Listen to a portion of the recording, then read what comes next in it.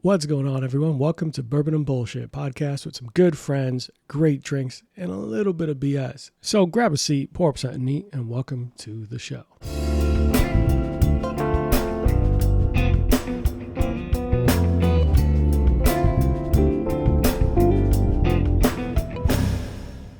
All right. Welcome into a special episode of Bourbon and Bullshit for the month of January.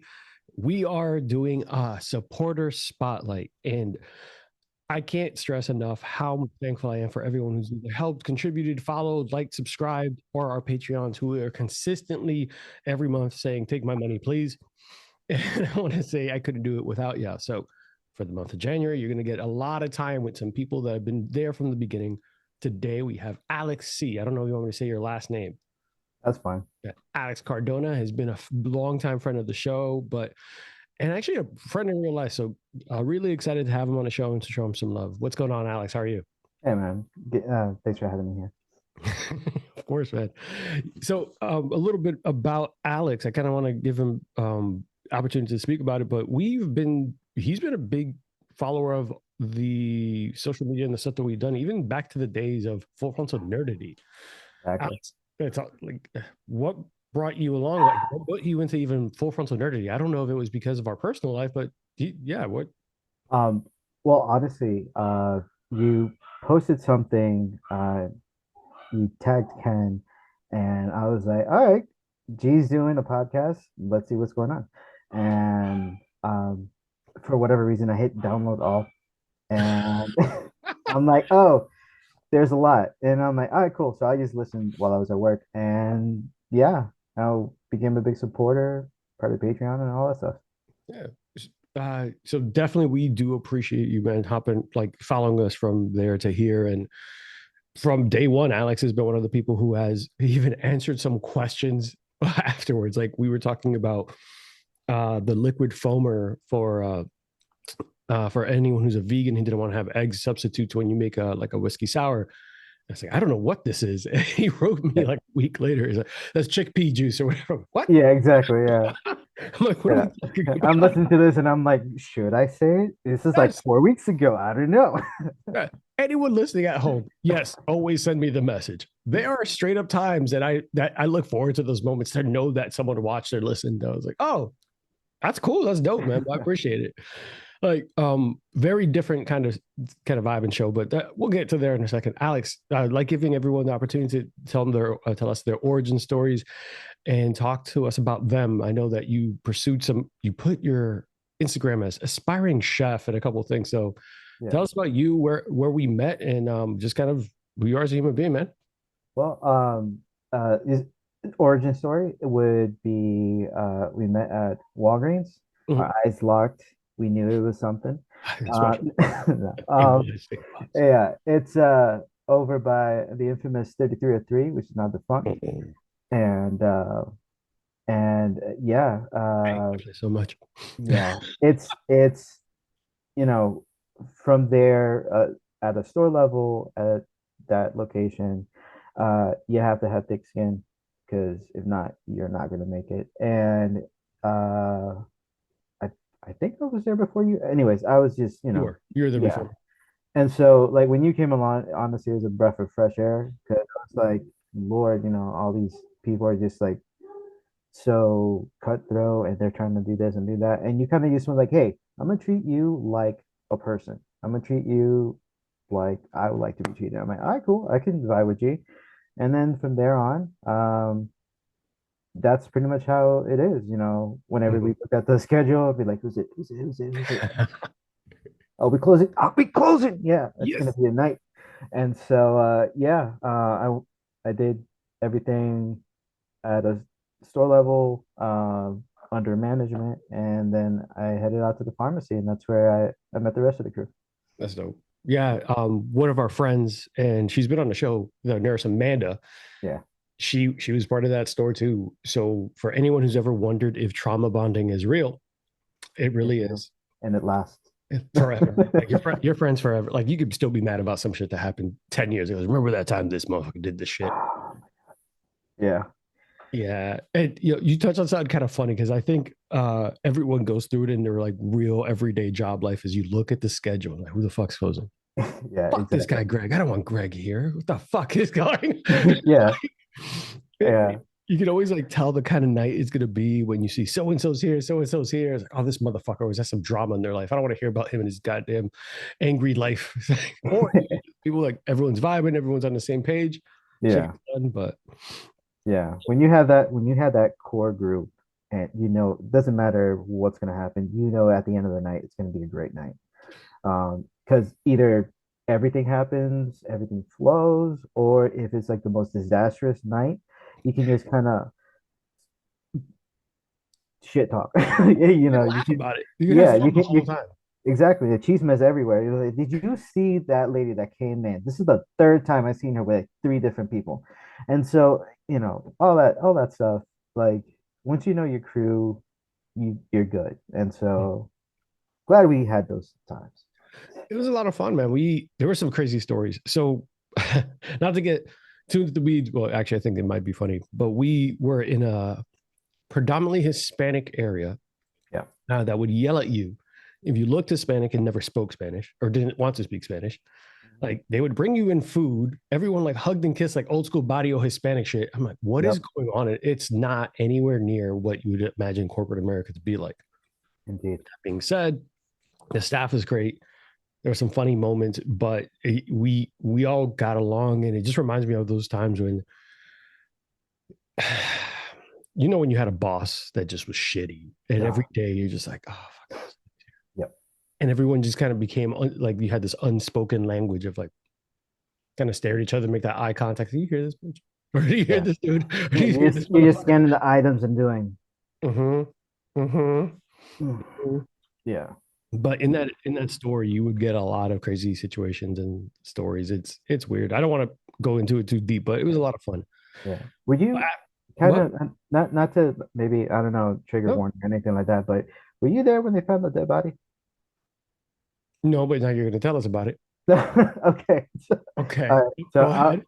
I was already in the pharmacy by then. Um, how the layout of the store, it's crucial to the story, but toward the back of the store, the pharmacy window for the drive-through is pretty much right at the corner of the store. Hmm. And so, you have to drive around, and then there's a small drive-through to go Hmm. out. And there was oh my God, a street light there. And I'm used, handling the drive-through, and I see a couple of people kind of like do a weird turn trying to leave. And one of the guys goes like, "Hey, I don't know if you guys know this, but I think there's a guy, and he looks pretty bad. I'm not sure if he's sleeping or if he's drunk or anything like that. But can somebody go out there?" I'm like, "All right, cool." So I head over to one of the managers at that time, assistants, and I'm like, "Yo, I don't know if you know this, but blah blah blah." He's like, "All right, let me go," and I see him run out the store, go around, and then he just starts telling everybody. I had a long line. That area is always had like a long line. Sincerely, they're like, everybody needs to go. Everybody needs to go. Go, go, go. And I'm like, yo, dude, what's going on? And he goes, don't tell anybody. It's just a dead body here.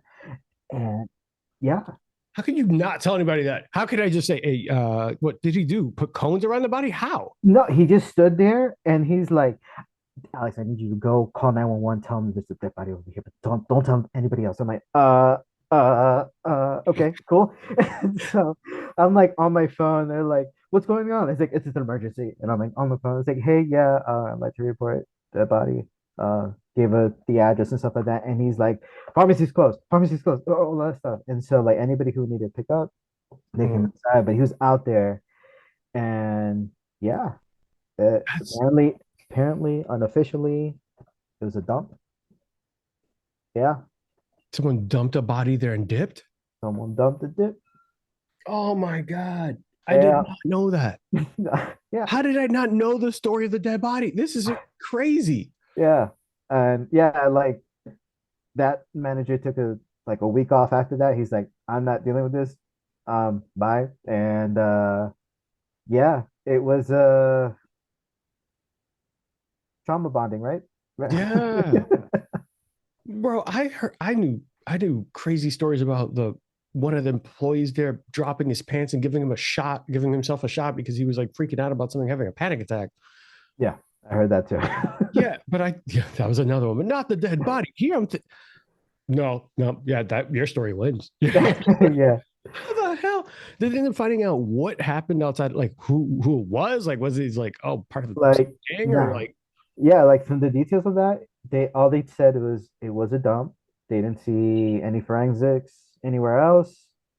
The dude was super cold, mm, no rigor, and you know, that is yeah, bananas. That is bananas.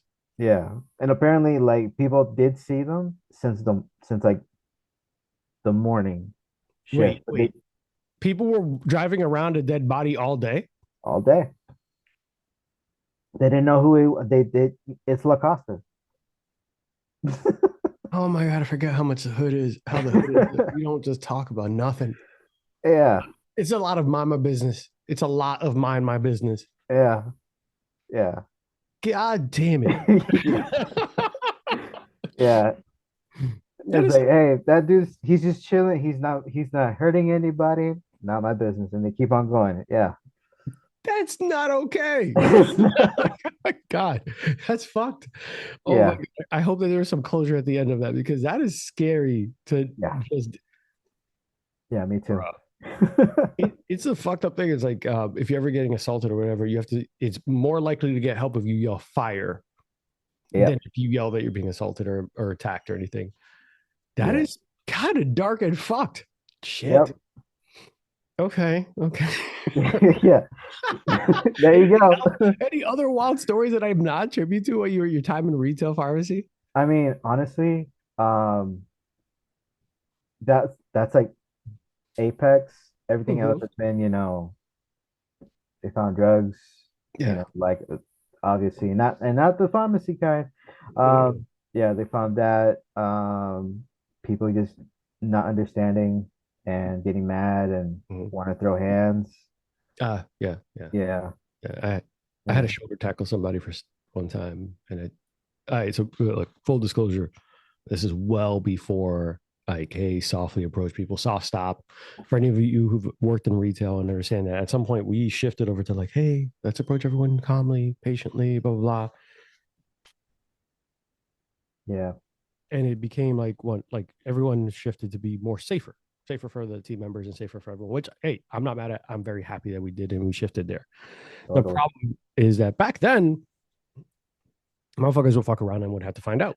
Yeah, So with that being said, there was no buffer time. There no, was action and reaction, and that's yep, it. some motherfucker would push the limit, and you would have to push back. There, Yeah, it wasn't YouTube. It wasn't anything where people would like, oh my god, they're recording a manager at the store, like fucking someone up. It was like, no, they started. yeah, This is how it's going down. But I remember someone, is some like some piece of shit dude was cursing out one of my staff. And he's just like, oh, fuck you, and being really mean to some lady. And I'm like, hey, man, you need to relax. Stop. Fuck you. Like, F you. I'm like, hey, man, I'm asking you to leave. I don't want any problems. Just yeah, leave. He's like, whatever, but you can go and do ish. You're right. I'm not going to do anything as long as you don't try anything. yeah. So I walk away. I'm a business. At the time, I wasn't like the ESM. I was like a shift supervisor. And they call us up front, like, hey, someone's stealing. It's this dude. So my ESM's running out. I'm running out. I see the dude. My ESM's like, hey man, stop running. And I take it upon myself to stop him from running. So I like tackled, like hockey checked him into the wall. And you could tell this is how I knew this guy, he's now my best friend, Kevin, was going to be my best friend ever. Was instead of yelling at me, he starts looking around to see who saw what I just did. To, Ah, to make sure I'm not in trouble. yeah, And I was like, he said stop, and like I hit it, like I hit him, and I took yeah. the product back. Like, oh, my head hurts. I was like, good, it should. And Kevin's like, hey, let's go back inside. Let's take our Yeah, product, move away. And I had customers, instead of being upset, they said, good, yeah, he shouldn't be stealing. yeah, yeah. They're like good, good. Good. Keep our prices down. And nowadays, if you tell someone I shoulder checked and hit some dude stealing, like he has a family or something, he's stealing cell phones. He's stealing fucking prepaid cell phones. No, we're not doing that. Oh no, man. But that place was wild. It's so wild. And I don't think customers ever get to see that side of it. Like even pharmacy and all that, they think that everything is easy. You just pour pills into a vial and just move on with your day. To ring up purchases. No, Karen, I have to deal with people like you all day, or thieves, or be held at gunpoint 3 times in my time working for the company. Yep. And it was never in the hood. It was like upper middle class, Bentley in the parking lot type of area, and I got held up at gunpoint and put in a freezer. Damn. I never told you this story? No. Oh, bro. It was an overnight or something. I was helping cover. Oh, okay. Yeah. And the person walks in.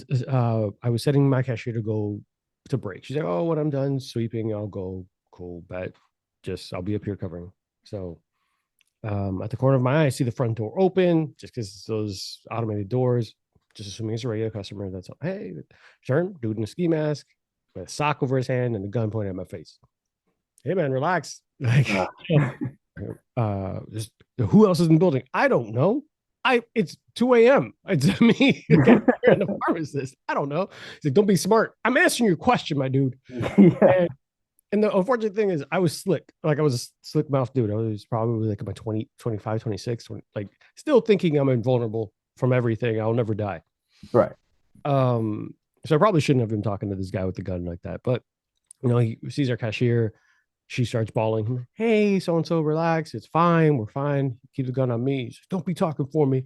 It ain't fine. You need to give me. I'm trying to help you, man. If she starts freaking out, this is going to be harder for you. Like, shut up. I didn't say it like that. Just trying to keep everybody calm. Go to the pharmacy area. It's back then when you had 2 separate windows and it was very, it's a very different layout. And my pharmacist, so the guy with the gun has it to my back, tells me to stop moving and tells my cashier to go get the pharmacist. My pharmacist thinks it's a joke because he sees me at the corner. He's like, what is G doing in a corner? So he looks, and the guy with the gun gets anxious. He's like, hey, tell your man to get up. Not a joke, bro. I need you to get up. He sees the seriousness of the situation, walk to the office, time lock safe, a bunch of security things, but he still was able to make it out with a decent amount of money. But while we're standing there, I'm going to get so much hate for this. So many people are going to be pissed off at me. Or standing in the office, still gun to me. She's calmed down. The pharmacist has kids. So I'm like, keep the gun on me. I'm the only one you really need. They have no access to anything else but me. Yeah. While we're standing there, he notices headphones sticking out the top of my shirt. So he asked, who has cell phones here? Me. So he's like, give me your phone. I was like, bro, for what? And I got mad. Bro, for what? You just got this much money. Like, for what? Like, this is not this company's phone. It's my phone. He's like, give me your phone. You'll be all right. Like, bro, don't be a dick. Like, come on, you already got a fuck ton of money. Why do you need my phone? I'm just gonna fucking freeze it. I'm gonna brick it anyway. He's like, give me your goddamn phone. So I'm arguing with the dude with the gun over my face. And then there's like a light dawns on me. He's like, oh, I could die. I could die. Like, here, I'm like, you a bitch. He's like, what? It's like, I'm like, you're being a bitch. And he's like, you're lucky I don't got time for this shit. We gotta like go. I'm like, okay, whatever. Afterwards, the 2 people in the room are like, what the fuck is wrong with you? Like, he puts us in a freezer. Customer comes in. He chases the customer out with the gun. Customer makes it, runs across the street to where police are. Guy, whatever. They don't catch him that day. They catch him later on. Yeah. Afterwards, my boss, and I don't know the impression I gave him. So I called him. He shows up. He's like, oh, I'm really glad it was you who was here tonight. I don't know if that means you devalue me. But all right, fuck you too. No. The other managers would have probably pissed their pants or cried. And I did the math of who was there. John Estrada. Love you, buddy. Full government. I completely love the dude, but at that time he's like a little smaller dude, like gentle boy. And I just been like laughing at past John, not current John. Yeah, current John. He's much angry. He's a completely different man. Back in the day, I was a little bit more of a hoodlum. So you thought it's because I'm a hoodlum.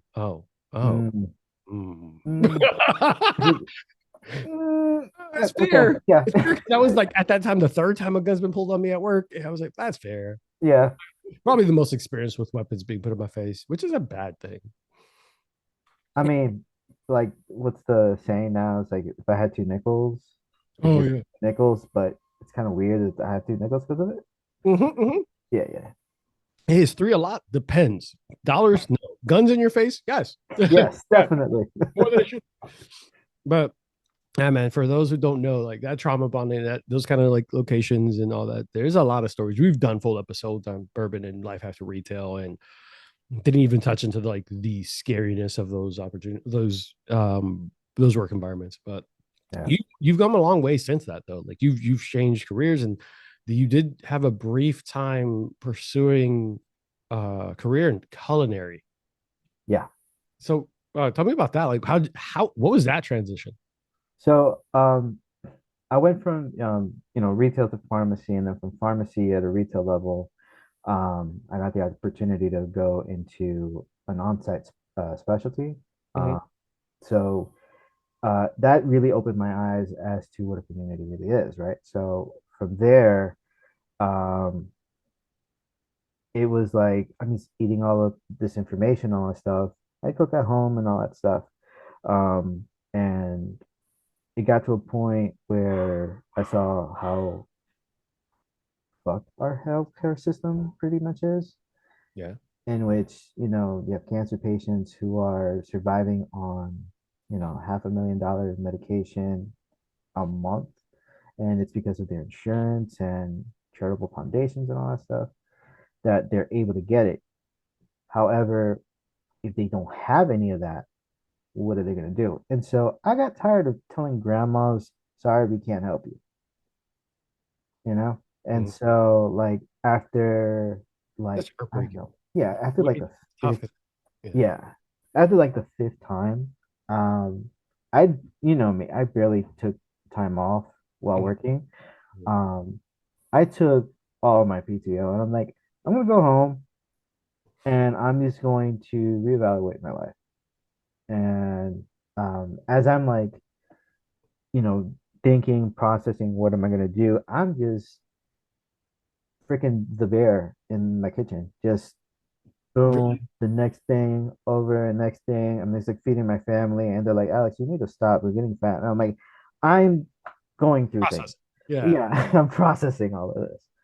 And like I sat down and I had a heart to heart with mom, and she's like, Nene, you need to do something that's for you.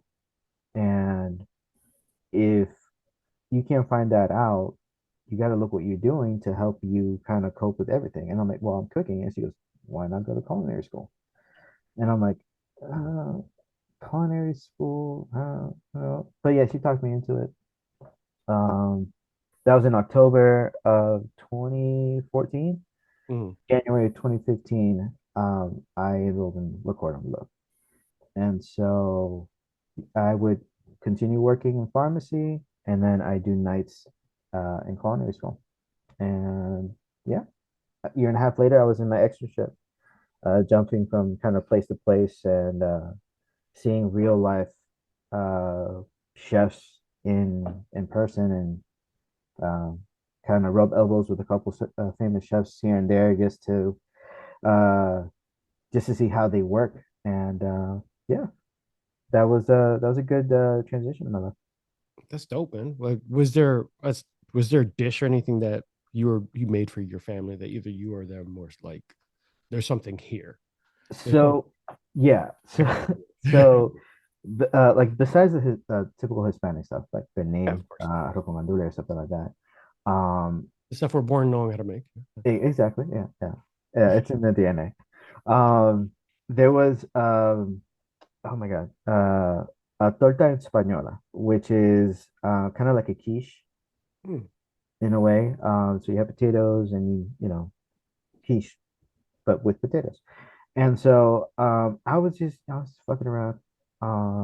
Wasn't really designing anything. And when I popped it out of the pan, it was I'm like, I did this?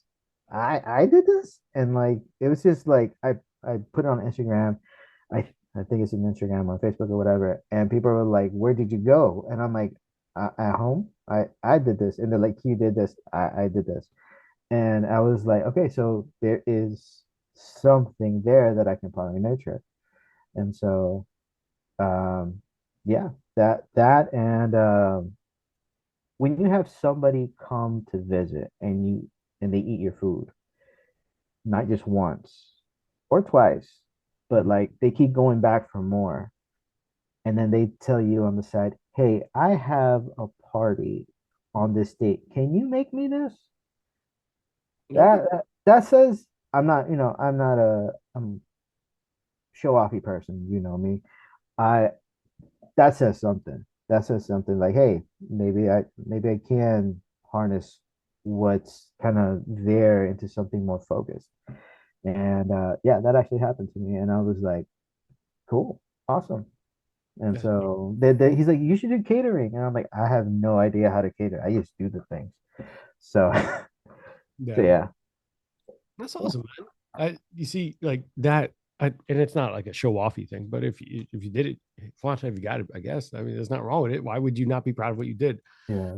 I get that's one. I love the fact that your family nurtured it. Said, let's figure out what's going to make you happy and get you out of what's destroying you, like what's Yeah. really bringing you down. And then to see that, it, it, hell, we talked about it earlier when even when you hit me up and say, hey, even if you answer a question or even if you chime in, my what I'm creating resonated with someone. So I get that feeling. Yeah. But obviously mine doesn't look as pretty on IG. I'm sure that I mean, you got reels. yeah, reels are funny. Yeah, you got reels. I got some funnies. That's awesome, man. And during that time, was there something that you saw that you said one day I want to get this good? Was there a dish or something, or even a point that you worked with someone and you said, I need to get there? So, honestly, a kid of the 90s, right? With cable, and you can only watch so much now, Cartoon Network Mm-hmm. at a given moment, especially after like 9 o'clock. So I watch Food Network like crazy. So you have Emma Lagasse, you have Damn, yeah, what's the other guy? Bobby Flay. Bobby Flay. You have Alton Brown. Um, yeah, he's amazing. And that's looking at what he would do, especially after Good Eats, like how he breaks down. Because I'm a science nerd too, so when he would break down into like, well, this molecule does this, and you put this, it has this type of reaction. Well, it ends up having the Maillard reaction happening. Something that's salty will make it a little bit sweeter. Doing this, doing that, and I'm like, oh, okay, so it's chemistry. Oh, okay, I think I can do that. It makes sense in my brain. It makes sense in my head. And so I put, theory into practice, and whenever I would be able to do, a dish, it wouldn't look like it, but I'm like, if I keep practicing, I know I can get to that episode. Maybe not to his level, but I can at least do a copycat. So, It's pretty uh, dope. I could at least get, yeah. I could yeah, see because that becomes like the ultimate goal because you start seeing these are people obviously that are icons, they're at the top of their class and industry. yeah, Start seeing that and that becomes the goal. That's perfect. That's yeah, great. yeah. And especially like, with everything going on, who you want to be, type of role model and stuff like that, and trying to having so many, influencers out there, you Hey, you kind of want to make sure you kind of want to make sure that uh you kind of want to filter. It's like, is this person? Do I want to have this person impact me? And having that type of person, even if it's just through a TV show, of something that kind of resonates in your head, you're kind of like, okay, yeah, I can vibe with that. I like that. Yeah, Awesome, man. Well, I'm glad you did start branching out from this stressful environment because anyone who's ever worked in pharmacy or medical field, they understand you have to have a lot of empathy but Oh, with that comes a lot of like emotional, like draining moments, like a lot of emotionally draining moments. You deal with these patients, you help them. Not all of them are just there for Viagra and to be annoying. yeah. Some of them are there for some shit that they actually need to survive, and you connect with patients. So being able to understand that this was taking a toll on you and that you made that change is Yeah. fantastic. Yeah. It is a, I after after that transition and then going through some other traumas throughout that transition as well. Um, on the other side of all of that, I look back and I'm like, you know what? This is actually what I needed, regardless of what the outcome was, because it took that turmoil, that stress that was being brought on a daily basis of something that truly was out of my hands, and it made me become a little bit more creative in a medium that you can have control. You can set fire to this and not burn. You can burn this without putting fire on it. And it's kind of like you're experimenting with different things and kind of going, okay, cool. I can put my emotions, my heart, my feeling, my soul into this, and I'll be ready for anything down the line. That's dope. Yeah. That's I love that. All right. With that, we're going to take a quick commercial break, guys. During this time, make sure that you check out our sponsors and, see you in a moment. We'll get to know Alex a little bit more and talk about our drink of the day as well. Be right back, guys. Hey, guys, while you're listening to the show, we know that you might want to partake in some drinks with us and enjoy the libations. Here at Bourbon and Bullshit, we ask that you drink responsibly. Don't drink and drive. Avoid Amazon one-click buy. And for the love of God, do not text your ex. You do not need that kind of closure. They've moved on. So should you, Joseph. You should stop Facebook stalking. She knows. She knows. Now, all jokes aside, don't do anything dumb. Take care of yourselves and be safe. Thanks, guys. Now back to the show. Hey, guys. So we are back. And during this time, if you are watching us on video, you know that I have been admiring the fact that me and Alex have the same chair. Yeah. It's a chair. But today, our drink of the day was actually a unique one. Want to talk about it a little bit. I know that Alex and I talked about the fact that on the show, I will nerd out for a little bit. Deal with it. That's what we're here for. We're going to learn about some brands and learn about some things. So, actually, Alex, you're on the back end of a pretty cool interview that I got to have last night. I interviewed Lance Winters. He is a master distiller of St. George Distillery. They're a brand for the St. George Distillery. They make very unique spirits and one of the first ones that brought back absinthe when it came through all that. Oh, wow. Yeah, it's they've been doing this for so long. It's insanely dope. But Lance is one of the most interesting people I've ever met, and he has great products. He is a 5 times James Beard Award nominee Oh, and wow. the Whiskey Hall of Fame. Selected for 2023's Whiskey Maker of the Year. Like, and his career started in the military. Who's a nuclear engineer, and then decided one day I want to make beer and whiskey. And his resume was a bottle of whiskey that he put down on the distiller's table and said, "I want to work here." Dope, right? Yeah. That's how it is, man. So the bottle I'm featuring today is Baller. It is, let me see if I can get it. Baller. It is an American single malt that's finished in a umashu cask. So it's, remember, you go to Kobe Steakhouse, right? Yeah. So they have plum wine. Oh, yeah. Plum wine's not really plums. It's not wine. It's like a fruit based spirit, and that's what this is finished in that cask. Oh, okay. So Baller's available almost everywhere now, but this bottle's pretty awesome. It's a single malt whiskey finished, and we made a drink using another one of their products, which is a spiced pear liqueur, which is fucking delicious. And for anyone who thinks I'm just doing this because I hung out with I've been drinking this for a while. It's down to nothing. It's down to the nub. This shit's great. I didn't even know I was going to interview him until 48 hours ago, and I already had all these products outside of the Valley's gin. But the prickly pear or the spiced pear old fashioned is 2 ounces of a blended whiskey of your choice. 3/4 ounce of this spiced pear liqueur, which is one of their goals is to make a spirit taste delicious prior to even making it alcoholic. So if you were going to make a spiced pear juice, that has to be perfect before we even consider making that alcohol. So 3/4 ounce of the spiced pear liqueur, 4 dashes of bitters, and you can use a tablespoon or a bar spoon of simple syrup and enjoy it. The thing was fantastic. Checking out St. George's, their storylines, what they do, and how every bottle they create is almost like a love song to, or love letter to something they care about. They've created a gin because he wanted to replicate the scent and taste of California, like all the summer fields and all. You, if you hear this man talk, it's insane. I want to buy everything. I don't even like gin like that.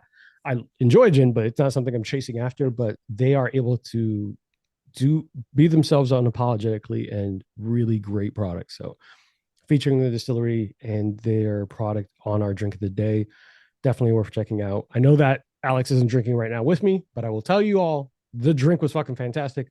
It was. It was. I just sensed it from all the way over here, man. It's great. But that I'm on is my our third. I'm on my third. man. I need to catch up. Shit, bro. This we'll make a video and tag the distillery, but it's one of those things that are a little out of the box and easy to make. I really encourage people like are intimidated by trying any recipes or hey, I want to go to a bar because I don't know how to make an old fashioned. I don't know how to make a margarita. I don't know how to make regular some pretty key core drinks. Experiment, fuck around with these things. And I want to make it whatever recipes I give you. It's not going to take 17 days to make. I want you to be able to have like 3 ingredients, what you have laying around the bar. Keep it pretty basic and easy. Because I won't lie. There's sometimes I'll see influencers like, oh, what you need to make is caramelized pineapple Earl Grey tea simple syrup. What? I don't have any of that at home. I need to go buy pineapple like right now. How do I caramelize it? Hold on, I'm gonna Google this real quick. Yeah. Which is fun, but when you get to that level, it's always dope. But to start off with something basic is really, really enjoyable, at least to me.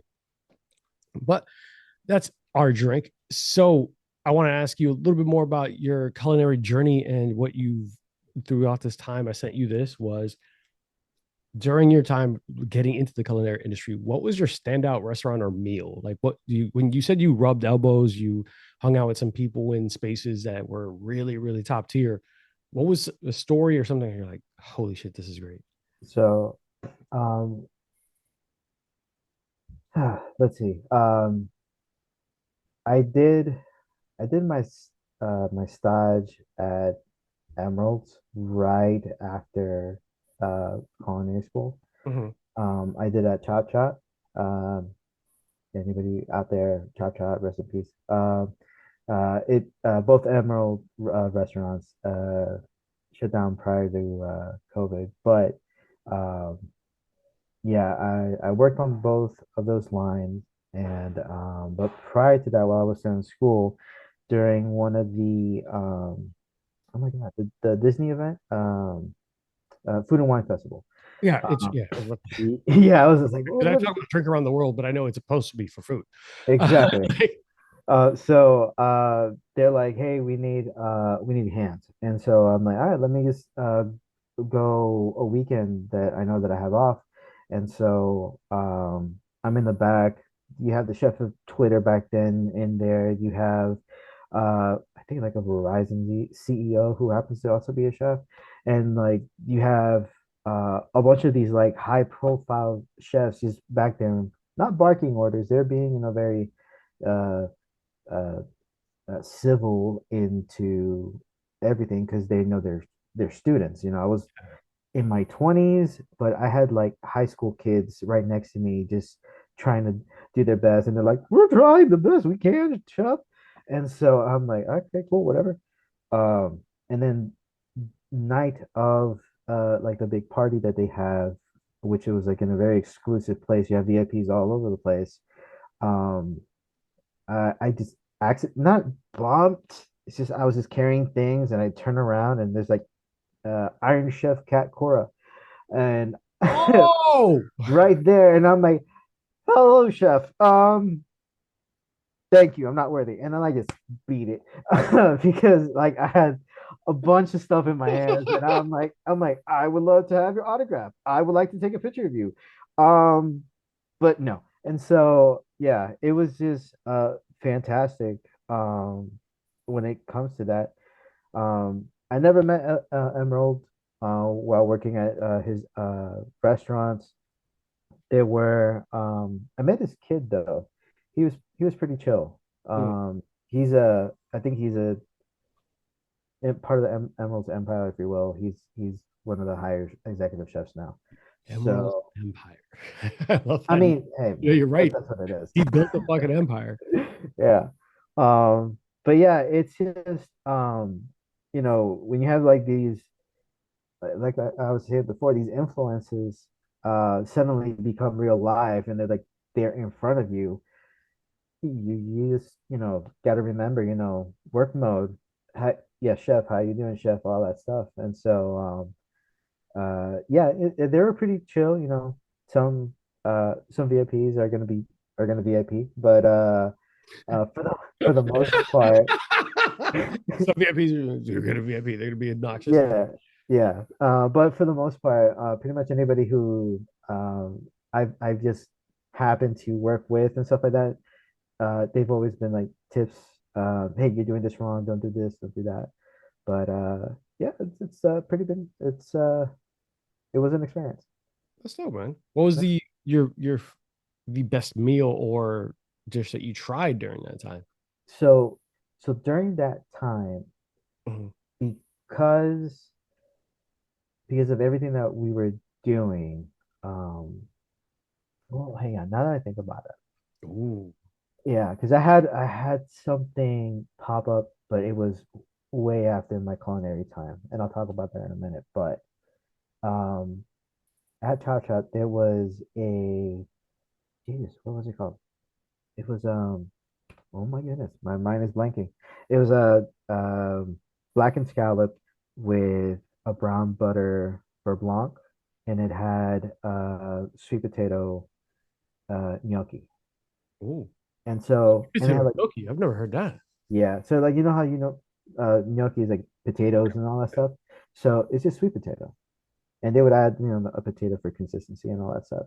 And so I ate one because they brought it back. No big deal, right?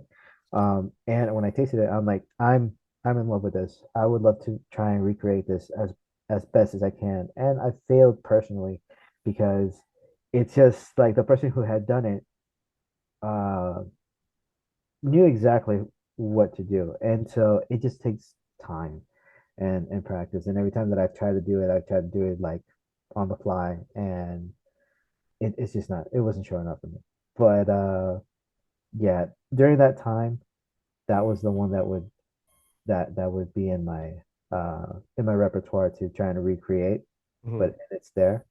Not to mention the KFC Korean fried chicken. Um, Oh, yes. Oh, I love Korean fried chicken. yeah, it was a Korean fried chicken on kimchi mashed potatoes. Yeah, Kimchi mashed potatoes. kimchi mashed potatoes. So like you get kimchi, Sounds uh, delicious. yeah, and chop it up, put it in mashed potatoes. Just amazing. Now I want kimchi. Yeah, I Jesus. know, right? I got Korean fried chicken wings today. So, There you go. Yeah. all right. Out of all that, you can tell me your personal one or, yeah, let's do personal. So we don't knock anyone. Of all your times that you were cooking and trying stuff, what was the worst dish you've made? And you're like, Oh, fuck, like I can't, you, this is awful. This is terrible. I can tell you like the worst drinks I've made. okay. So I can tell you that while you're thinking. You want to do Yeah, that? go for it. So so I remember when I was first experimenting with cocktails. Obviously, I'm not a professional bartender. So anyone listening to this who's like, oh no, I'm not a professional bartender. I am straight up someone who was a nerd who just started doing research and learning as much about recipes and all that as much as I could, learning the history, experimenting, fucking around and finding out. One of those tales of fucking around and finding out. I tried to make something called a Black Manhattan. Now, Manhattan's a pretty well-known cocktail. It's overly simple. Manhattan. It's like 2 ounces of whiskey. It's vermouth, bitters, and depending on who you ask, you put like absinthe rinse or something. Uh, but I look up the recipe for Black Manhattan because I tried to forget that existed. Black Manhattan. Excuse me, y'all. You're probably all like, "That's not the recipe, Arthur." Yeah, I know. Shut up. All right, Black Manhattan, like I said, not a professional. Black Manhattan is supposed to be 2 ounces of rye whiskey, 1 ounce of Avena Armaro, one dash of bitters, uh, Ango bitters, and one dash of orange bitters. Super simple, right? Should be the Right. easiest fucking thing in the world. Except I don't just have Averna sitting around the fucking house. So I get finally, I put my hand, get my hands on this bottle, expensive bottle. If anyone has a Maro at home and hasn't opened it in a while, check the shelf date. That's not what happened to me, but those go bad fast. A lot of Amaros are like similar to fortified wines. They'll go bad fast, not fast, but they go bad faster than like your whiskeys and Yeah. brandies. And They like oxidate a little bit faster, and exactly. yeah. Yeah, exactly. Fortified wines oxidate much faster. So they even make this little spray that you can spray inside of a bottle to reduce the oxidation. I didn't have that. New to the game, but that's not what happened. So anyone who has an Amaro knows that that's a very strong, potent fucking taste. That's why it's only 1 ounce. That's why it's not really always fucking the key ingredient to most recipes. Your boy flipped it and made 2-1 the opposite way. And that made Oh, a Black Manhattan that tasted like fucking tar. uh, And I served it to 3 friends, so proud of a recipe I found online and finally got all the ingredients. And in my excitement, I did it wrong. Because everything's supposed to go into a cocktail glass. And so I'm pouring everything enough proportions, what I think is the ratios and proportions to make sure it's for 4 cocktails. Super excited. And somewhere I must have misjudged and poured double the amount of Amaro. And for those, imagine really, really bitter licorice, like gross, oh, yeah, over the top, fucking strong. Yeah. I yeah, served that, and 3 people were the kindest human beings that they never needed to be because they're like, oh, what is this supposed to taste like? Like they're trying to find ways of like validating that I yeah, didn't serve them tar. And I was like, is it bad? Well, it depends what it's supposed to taste like. No, it's either bad or good. And yeah, like, my friends are trying to be so sweet, and I'm like, oh my god, I fucked it. But their faces, Steph, Rosanna, I forget at the time, Richie, they were like, oh, I could see this. It's unique. It's yeah. the way you see your homies that are trying to support you when you did something wrong. I love these people to death, but for fuck's sake, I felt so dumb. Oh, Just flipping ingredients. It's like using salt instead of sugar or mhm. something. And I'm like, fuck, I can't believe I did this wrong. I'm like, fuck, like, it's so early and proud. I'm like, God damn it. It was the worst. It was disgusting. And they drank it all Mm. to be supportive. And later I- on, I did it again. I was like, I'm an idiot. Fucked it up. It's not a bad recipe. Fuck. Yeah. yeah. What about Uh, your for me, I was for whatever reason, I thought, you know what, I'm gonna do a gumbo, and gumbos are like super labor intensive. You have to have the patience for it, the Trinity? Like, all that, and especially if like as a lot of people like know how to make spaghetti, but for whatever reason they make spaghetti for like 10 people when they live alone or something like that, right? So I have no idea what the ratios are for spaghetti. I don't know yeah, the pasta boom, that's ratio. it. Yeah, I grab what looks like it's going to be enough, and then it ends up being way more than I expect it to be. exactly. And so I cook that way sometimes. So I have like leftovers for like 4 days or something like that. And that's why I start meeting my neighbors. And I'm like, hey, I live there. I made food. Here you go. And so They ever but suspicious when you show up with a bowl of spaghetti? the first time. The second time, thank God you're here. Exactly. And so I was I never made gumbo before. I really just kind of breezed through the recipe thinking, oh, okay, roux, this, that, third, book. I gathered the ingredients, I'm doing that. And cooking down a roux to where it needs to be. And if you don't have the patience for it, that's a recipe for disaster. Because I burnt that shit. And because it looked the same color as what I'm looking online, I went, I'm golden. How bad did that taste? You ever like fallen down and eaten dirt? Oh, Yeah, oh, yeah. that's a lot of food. Gumbos aren't That was a small. lot of food. Yeah, exactly. I'm looking at this and I I I didn't weep. I took some time off the next day just to kind of just take some time alone, recuperate, reevaluate a little bit, and be like, Should I be doing this? yeah, like what happened? Where did I go? And That's fucking hilarious. yeah, and so no, yeah, and the thing is, just like your friends, just like that network of people, I gave it to my family without tasting it because I thought, oh yeah, it's gonna taste good because it smells good. And I Mhm.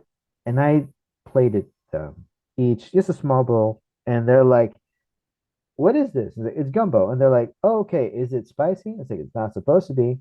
Okay, it's a little bitter. Oh, It's a little bitter.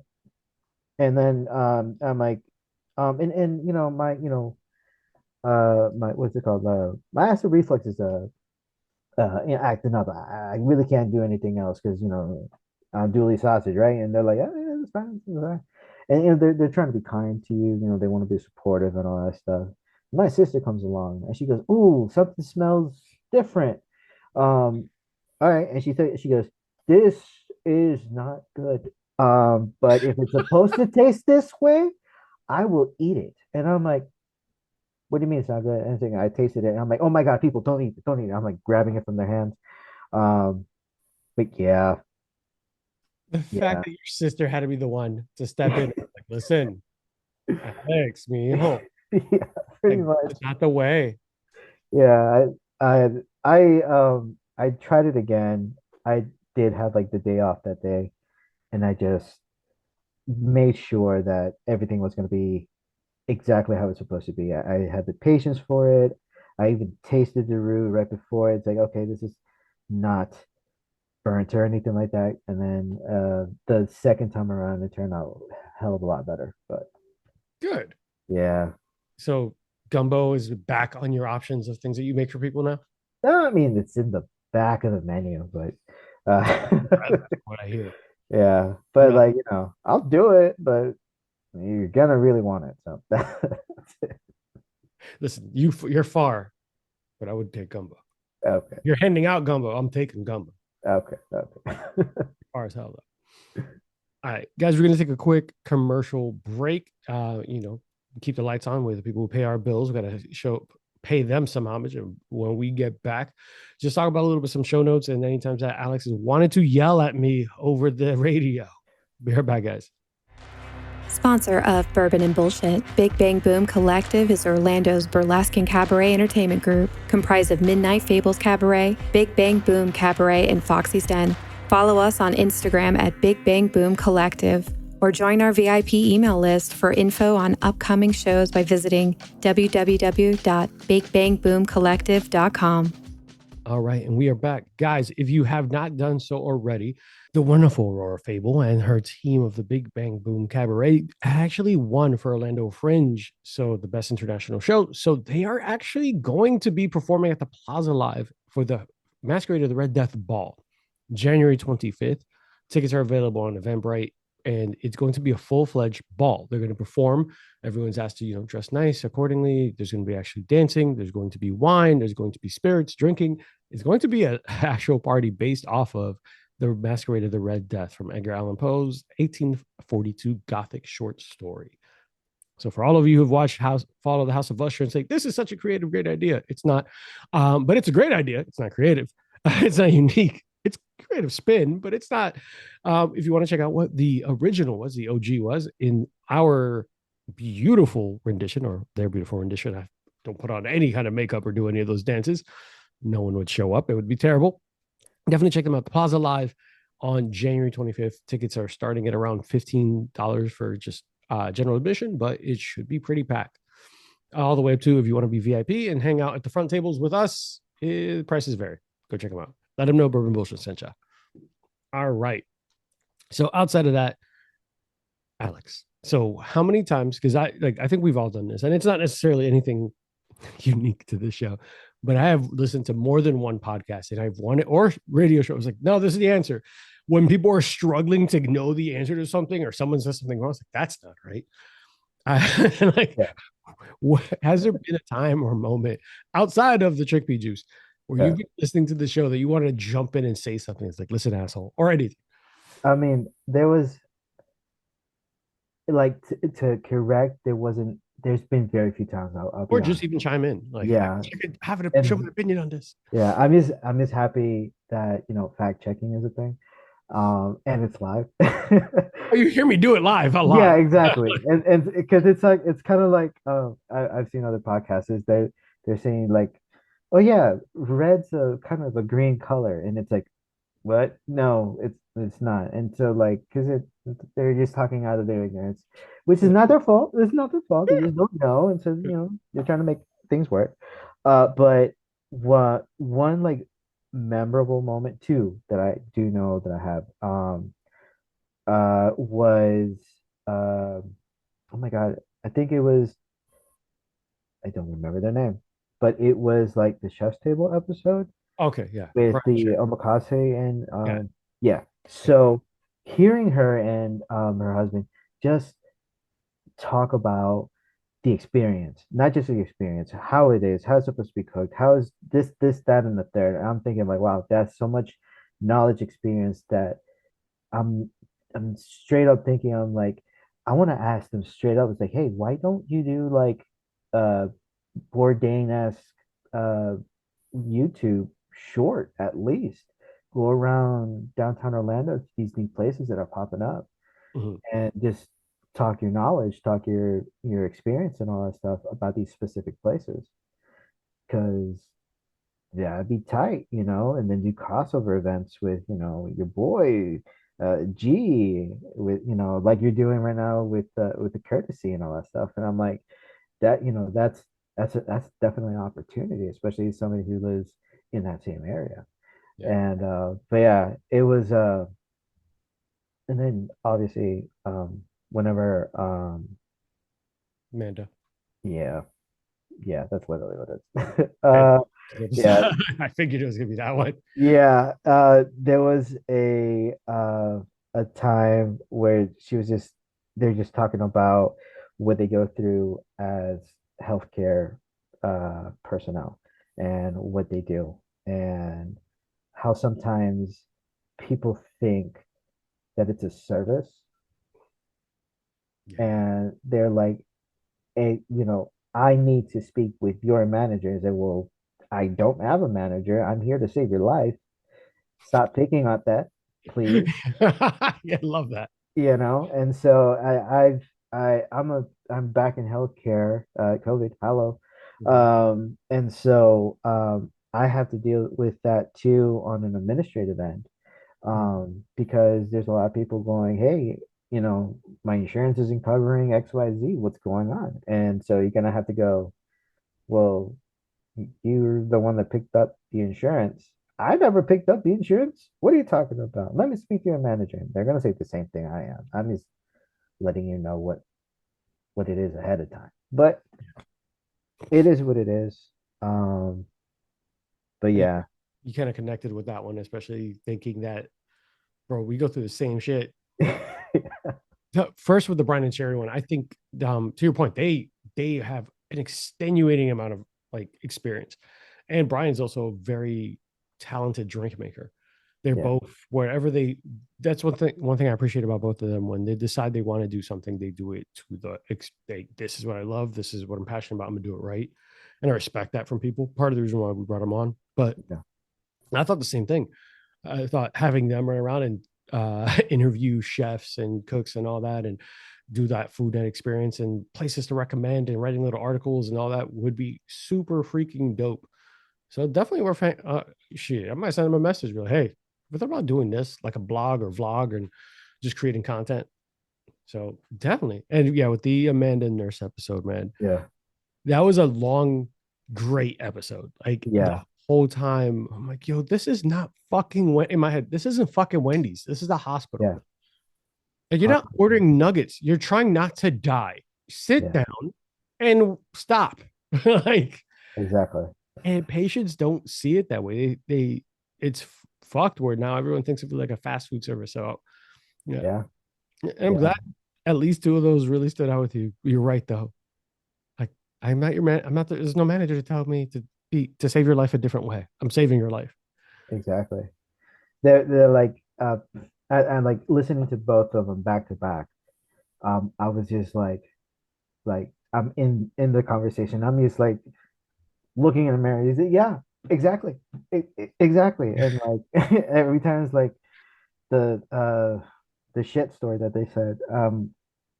Oh, the shit on the wall? Yeah, yeah.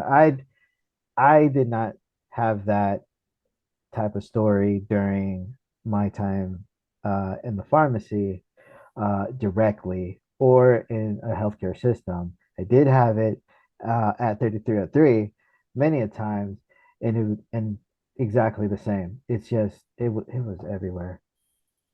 But anyways, enough trauma. Yeah.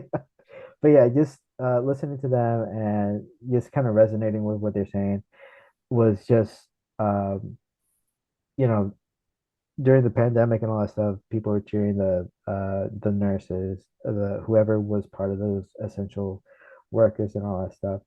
But the work continued on much longer after that, and it still does, And so, uh, kudos to anybody out there that's going through it, um, and not getting enough flowers thrown in their way, because um, at the end of it all, sometimes it's worth it. Sometimes you do need a break, need to go to a culinary school, go to do anything you need to do, um, and then maybe learn different processes so that when you do come back, if you do come back, you can kick, you know, strategically kick ass with words and with kindness, because that's what they want. That's what the corporate overlords want us to do.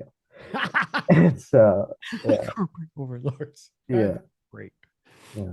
And it reminded me of the interview that you had with Chef Rishi Hmm. as well.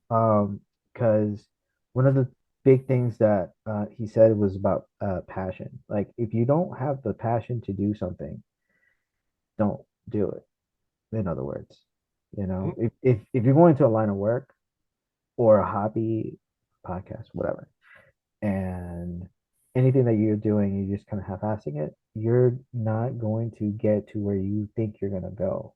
It's going to become a burden on you big time. And so, So much so. yeah, so like he was just saying that, and I was like, 100%.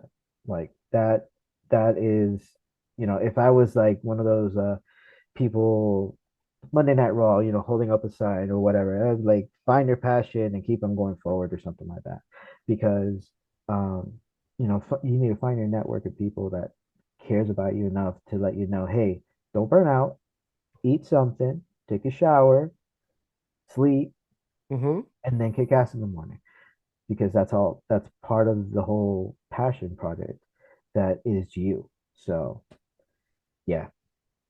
Good, man. Yeah, Chef Greg, his episode, even if you're not into the culinary, like just in general, I love like it was find what you're passionate about, do it. Otherwise, or if you're not passionate about what you're doing, don't fucking do it. Yeah.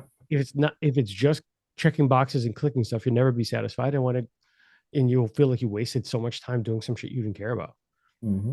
Like he is one of the coolest dudes you ever meet, and that episode didn't do him justice. He's so much even cooler outside of it, talking about like his passions and things he cares about, all the things he does, and what he knows about. And you could see his eyes light up. He's like, "I'm sorry if I'm boring everyone, bro. No, we're enthralled. Keep fucking going." Yeah. I'm just talking about like wood, but yeah, it was interesting. What you ruined them? Keep it going. Let's not Yeah. talk. Go back to the Yeah. wood conversation. Exactly. And that's the like the most beautiful part of any type of conversation. If you have somebody who's passionate about something and they're just going into the nuances, into the details and stuff like that, that's the part of it. That's what brings life into the conversation, brings light into this really stupidly dark world that we're living in. And so, you're giving voice to them. It's just bringing about some positive energies that we really need today. So, Yeah, I'm glad, man. Thank you. I'm glad you enjoyed that episode, and and in all three of those, you could see that passion come through. oh yeah, What they really care about, what makes them tick, and all that. Yeah, Brian and Sherry, they're not in those industries, but they are so connected. They know the recipes, they know the people, they know the chefs, they know their history, they know where to go, they know what the seasonal foods are. They back and forth. yeah, Whenever I'm looking for a good place to eat, and I always, hey Sherry, where should I go? What's your price point? Listen, it's been a little tight this month. A lot of video equipment. What we're she's like, here and here and here. Bet, say less. Yeah. But or Chef Greg, like, hey man, like I have these bottles, blah blah. He's like, did you know that this distill? And he'll just go. He's a chocolatier event January 23rd, where there's a master chocolatier is going to be presenting at SoCo Thornton Park, and I'm going to be there mainly because I'm a chunky kid who likes chocolate, but McAllen's going to be there, all that. But to hear someone speak about an industry they're that passionate about is dope. Yeah. Like, I'm not mad at all about going there. It's not my cup of tea, but yeah, let's fuck it. Let's fuck around, find out, and see if I find something I'm really interested about. Yeah, because it's like in that like convoluted information that sometimes they're giving out, there's maybe that like little nugget of information that just resonates with you. It's like, oh, I can that does go with something that I was trying to do, a recipe on a new drink or a different cocktail. Oh, Yeah. I can infuse this with that and I can do that. Oh, that brings, and that just do. And suddenly, it broadens your perspective and what you can and can't do, and then makes you start questioning, even though I can't do it, should I? And so that's when like experiments come in. And figure out if it won't work. Should I try? Exactly. Yeah, exactly. Yeah, it's a lot of fun hearing those passions. I'm glad those resonated because I myself, as a consumer of many a podcast, I've sat there and go like, one of my favorite shows is the Fantasy Footballers podcast, and I'll hear them say, "Yeah, I don't know why that player blah blah blah." That's relationship, because he was drafted by the coach that now is the offensive coordinator, and they won't answer it. I was like, I don't know, maybe there's a connection there because he was drafted by the coach. Hey, Click the link and learn more. God. come here. Like, I'll call you right. I feel like calling them. I know it's not live. Like, Yeah. or you want to be part of the conversation. It's like, well, oh, I agree. I think that's a great point. Mike, he can't hear me. Why am I talking to my radio? Yeah, man can't hear me. Like, Exactly. what am I doing? What's happening here? Yeah. But it's just fun. And so we are getting about that time to close out. But I do want to ask you our favorite niche question. Full Frontal used to be, what are you watching, reading? And here's going to be, what is your deathbed cocktail or meal? And it comes in 3 ways. If you decide food or cocktail, pick which one would you? Oh, fuck it. I'll do both. I'll do both. So it's going to be deathbed cocktail and meal. What is the meal or cocktail you would make for the person you love the most, a loved one? And what is your Mona Lisa cocktail or meal that you're thinking either the best thing I've ever made or the best thing I've ever had and I want to share with somebody? Okay, so best thing I ever had. What was the other one? For your loved one, something For that what? really speaks to you for who you are in deathbed, like the last drink on earth. Gotcha. Okay, so when it comes to at least, yeah, the best thing that I've honestly ever had that I still dream about, and I will go back and get it. Dream about? Oh, I gotta hear this. Bro, I dream about it, and it's simple in terms of what it is, but how it came out, I was just like, this is the best goddamn thing I've ever had. And so there's this place over in Lakeland, quick, it plug, 1961.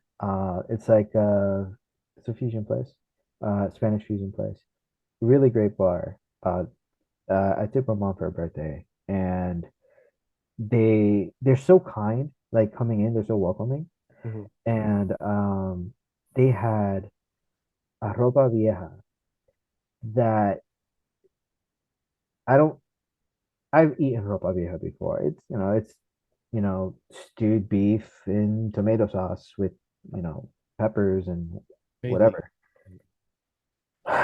This thing had so much flavors that like the first bite, it was like ratatouille, where like you're going back in there, and I'm just like, what is this? And like I spoke with the person that was serving us. I'm like, hey, what magic do you have in the back? Because this is amazing. And so yeah, and they're like, no, we just do it. And I'm like, don't tell me that. Don't tell me that, because that's what I tell people. You need to tell me what you do. But No, it was like instead of just like white rice, they did like a white risotto.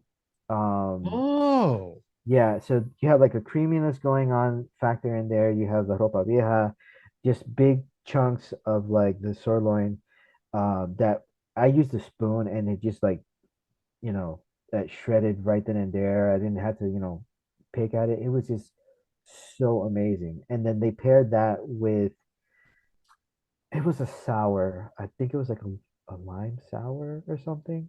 hmm, I I wish I had like taken the picture of the menu that day, okay. but it was a temporary thing. They brought a bunch of like Peruvian I believe it was rum. I could be wrong. You know Maybe. better than me. But yeah, the mix was just on point and it just complemented everything. That's dope. And so that's something that honestly that was like the best thing so far that I've had. 601 in Lakeland. Yeah, 1901. 1901. 1961. 1961. 1961 in Lakeland. All right. Yeah. Well, still. And so yeah, it's dope. Their menu is always like turning, but I believe that that ropa vieja is like one of their staple things. Okay. And so check it out if you can. Deathbed. I'm an old-fashioned kind of guy. And so I think I'd get just a good quality old-fashioned. Okay. Yeah. Old-fashioned, um, light on the ice, so that, it's just there's just a little bit of that dilutedness from the ice. So it's not like watery by the mid drink of it all. Um, so yeah, if I had like that was gonna be like my last 30 minutes. I'd have that there, That and I is. just say goodbye to the world. So Oh, I like it. Like it, man. yeah, and then to make um well, family's not big drinkers, but meal wise, yeah, it has to be like a lasagna. Oh, how do you count the layers in your lasagna? Say that again. That's a weird question. I know. What do you count as layers in your lasagna? Is it lasagna, Oh, like meat? Like what counts as a layer? so The for most me, random question I know. I'm no, just but it's a good one. So I do pasta is a layer, the bechamel is a layer, and then the meat sauce is a layer. really. Yeah, because if it's just a chunk, then if you're gonna be like doing the 40 layer pasta or the 40 layer lasagna, it's just gonna be like one, two, three, four, five layers, or if it's too chunky, it's gonna be like just two layers of lasagna. And so it just really depends on how you're gonna be doing your meat. And so yeah, at least that's how I look at things. So you're gonna laugh. So somewhat. See, I count the when you get to the next pasta, that's one layer. Okay. When you get to whatever the next pasta is. So if I go, wait, not the next pasta. I think of a layer as like if you say pasta, meat sauce, pasta, cheese, pasta, that's one layer. Okay. I know that sounds weird, but No, I can see it though. I can see it though. I didn't think that there was a. I thought I was right the whole time, and it was no. You count every single thing that you add to the pasta as a layer. You do? Yeah. Yeah. Don't you? I was like, no. That's I mean, yeah. hey, you went to culinary school. I did not. I am just a drinker, so I'm going to trust your opinion when you Yeah. got it layer. Yeah, like there's this place in New York that well, many places in New York, but they have like a 40 layer lasagna and it's ridiculous. But the thing is like their sauces, their meat sauces Mhm, are like super thin. And mhm. so it's like pasta sauce, bechamel cheese, pasta sauce, bechamel cheese. And that by the end of it, you'll have like a tower about like that thick. And yeah, I mean, that's just my take. But I'm not mad at it. yeah, me neither. I was just curious. So the pasta, I mean, not pasta, lasagna. The Dope. lasagna. Yeah, that was when I was 13 and um starting out to like really resonate with cooking. That was like my first dish. And Okay. I did it like quietly after school. Mom still at work. And I'm like, I banged out a lasagna. Tasted all right, I guess. But I uh, just yeah, no, she's like, oh, you made something. You eat it first. And but no, there's no trust anymore, Alex. You ruined that yeah, a bad roof. yeah, no, but yeah, it was great. It was phenomenal. And yeah, that was my first dish, and that's the one I give my people. Oh man, I'm glad. Well, thanks for sharing, man. Well, outside, so we're gonna close out. Anywhere, anything you want to endorse? Where can people find you and all that? Um, I really don't have. Well, I'll tell you what. If you're looking for homemade, like scarves, homemade dolls and stuff like that, like crochets and stuff like that. My mom has a business. It's La Consentida. You can just search it up on Facebook. If not, you check out my stuff on Facebook, Alex Cardona. I'll be posting occasionally, but yeah, All right. Well, we'll share your mom's stuff and make sure that if people are looking for a gift and everything, they could find her at least. yeah. Spell the at. Oh, it's let's see if I can get it real quick. It's at Consentida. It's LACON. I'm getting it now. My bad. Oh, all good. Yeah. But while you're looking for it, I do want to thank you for all the support coming on the show, being with us from like day one, essentially. You're one of the founding members, Alex. And I Yeah, promise you, you're getting your glass and magnet. It's just it's in my back seat. I just don't it's, stop at FedEx. it's fine. I'm Oh, I know. not patiently waiting every day looking Damn, outside. by Friday it's getting shipped. By Friday, it's No, straight up like even yesterday when I went to the event, I was like, Alex's glass. It's fucking magnets. It's coasters. I need to fucking stop at a FedEx. Jesus Christ. I'm bad. it's my fault, man. I live out in Carajo, man. No. It doesn't fucking matter. I should have sent that shit a while ago. I have the boxes wrapped up. It's all pretty, but Yeah. spell mom's at. That's LACONSENTIDA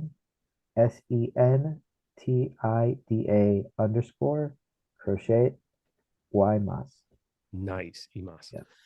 Awesome. Well, like I said, thanks for hanging out with us today and giving us some of the opportunity to get the supporter spotlight going. But for those who are listening at home, you can find us at bourbon_and_BS. All socials that includes TikTok, Instagram, Facebook, YouTube, just the Bourbon BS podcast. For those of you who are just joining the show for the first time, we're aiming towards possibly doing a minor rebrand just to make sure that we are a little bit more palatable and the algorithms don't push me down too much. So instead of bullshit, we might go Bourbon and BS, but you know what the fuck it means. But still trying to stick true to the core of who we are. But if you guys are enjoying what we're doing, click like, subscribe, share, follow, and please send this to everyone, including your ex. I don't care because I'll tell them that they suck. I'll tell Joseph. No worry about that. Please do. Guys, take care. Be safe. Bye. Hey guys, today's episode is brought to you by Burn, Termite, and Pest Control. I first met Joe Byrne on Full Frontal Nerdity Show and decided to give his company a try. They have been the best pest service I've ever had, from flexible scheduling, attention to detail, fair pricing, and everything you love about a small business. I highly recommend Joe Byrne and Burn, Termite, and Pest Control. It's a family-owned and operated business with over 30 years of experience in termite and pest. You can reach Burn, Termite, and Pest Control at 321-297-7985. Once again, 321-297-7985. And let them know Bourbon and Bullshit sent you. Thanks, guys. See you next time.